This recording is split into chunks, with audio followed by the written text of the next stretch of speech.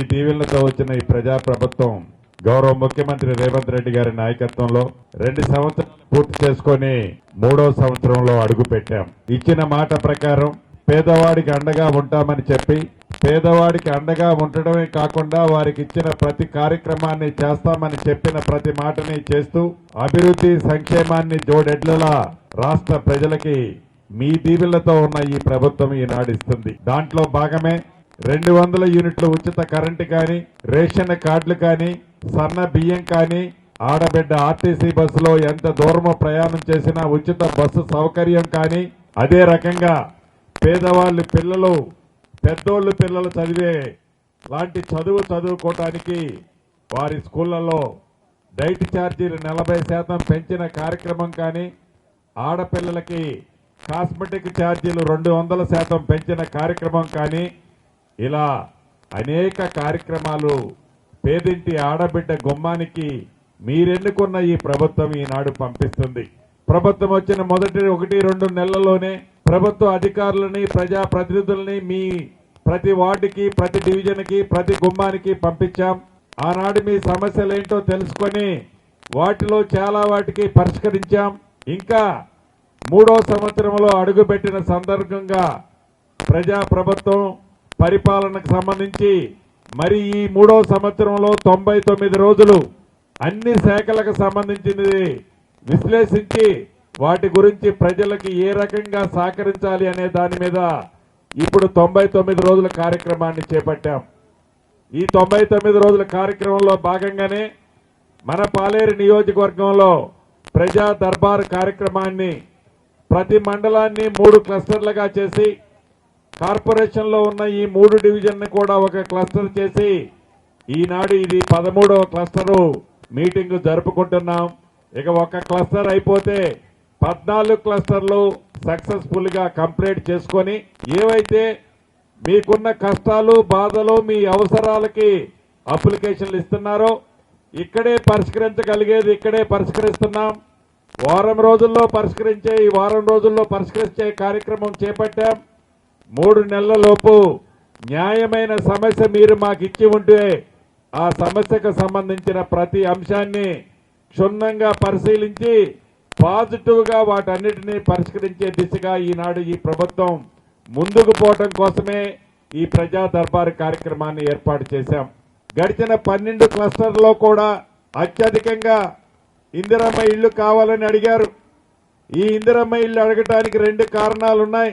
ఆనాటి 10 సంవత్సరాలలో పేదవాడి ఆత్మ గౌరవానికి చిహ్నంగా ఒక ఇల్లు కట్టుకోవాలి, ఇల్లు ఇవ్వాలని ఆ ప్రభుత్వానికి జ్ఞానం లేకపోతే ఈ ప్రభుత్వం వచ్చిన మొదటి సంవత్సరంలోనే 4.5 లక్షల ఇల్లు రాష్ట్ర వ్యాప్తంగా ఇచ్చాం. ఒట్టి ఇల్లు ఇవ్వటమే కాదు, ప్రతి సోమవారం నాడు మీరు కట్టుకున్న ఇంటి లెవెల్ను బట్టి డబ్బులు ఇస్తున్నాం. ఆనాటి ప్రభుత్వం ఇవ్వని దానికి ఈ ప్రభుత్వం ఇచ్చిన దానికి ఒక కారణమైతే టెన్షన్ గా ఈ ప్రభుత్వం డబ్బులు ఇస్తుందనే పూర్తి విశ్వాసం నమ్మకంతో ప్రతి ఆడబిడ్డ నా ఇల్లు కావాలని అత్యధికంగా అప్లికేషన్లు అడుగుతున్నారు. రెండవది, ఆనాటి ధరణితో భూములున్న ఆసాములు ఇబ్బంది పెడితే చుట్టము లాంటి చట్టం భూభారతి చట్టాన్ని తీసుకొచ్చి ఆ ధరణి దరిద్రాన్ని వదిలిస్తుంటే ఆ భూముల్లో ఉన్న సమస్యలు కొన్ని పరిష్కారం కావాలని తర్వాత అత్యధికంగా అడుగుతున్నారు. మూడవది, ఆసరా పెన్షన్ కావాలని ఆనాటి ప్రభుత్వం చివరి 5 సంవత్సరాల్లో పెన్షన్ ఇలా ఆ నిరుపేద, ఆ వితంతు, ఆ వయోవృద్ధులు ఏదైతే పెన్షన్ అడిగేది కూడా నిజం, దాన్ని కూడా పెద్ద ఎత్తున అడగటం జరుగుతుంది. వీటితో పాటు 200 యూనిట్ల అరాకొర రాలేదని, గ్యాస్ సబ్సిడీ అరాకొర రాలేదని, ఇలా కొన్ని కార్డులలో పేర్లు ఎక్కలేదని ఇలా అడుగుతున్నారు. ఈ చిన్న చిన్న విషయాలన్నిటినీ ఇక్కడే పరిష్కరిస్తున్నాం. ఇక భూములకు సంబంధించింది ఇవాళ పొద్దున ఎదులాపురం దాంట్లో 15 డివిజన్ల మీటింగ్ పెట్టాం. ఇళ్ల స్థలాలు కావాలని కూడా పెద్ద ఎత్తున అడిగారు. ఇక్కడ కూడా చాలా మందికి గతంలో ఇచ్చాం. అయినా ఇంకా నిరుపేదలు చాలా మంది ఉన్నారు. వాళ్ళు ఇళ్ల స్థలాలు అడిగే మాట వాస్తవం. తప్పకుండా గతంలో ఇచ్చి ఉండకపోతే వాళ్ళు అర్హులై ఉంటే వాటిని కూడా పరిశీలించడం జరుగుద్దని కూడా ఈ వేదిక ద్వారా నా కుటుంబ సభ్యులకి తెలియజేస్తూ డివిజన్ వారీగా పిలుస్తారు. ఎవరో నెట్టుకోవాల్సిన అవసరం లేదు. సీనన్న సగం తీసుకొని వెళ్ళిపోతాడనే భయం అక్కర్లేదు.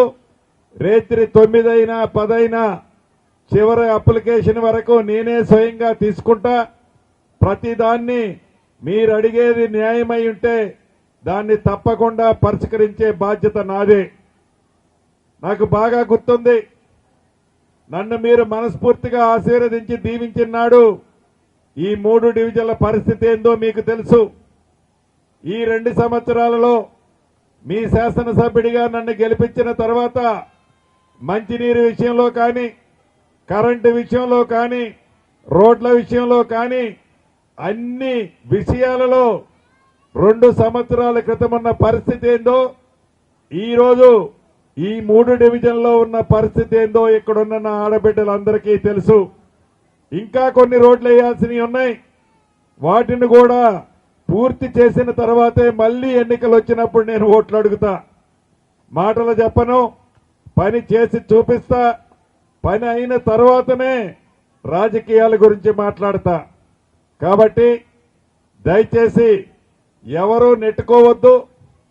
అందరి దగ్గర అప్లికేషన్లు చివరి అప్లికేషన్ల వరకు తీసుకుంటా. ఇంకా కొంతమంది ఉన్నతాధికారులు కలెక్టర్ గారు గనక దారిలో ఉన్నారు, వారు కూడా వస్తారు.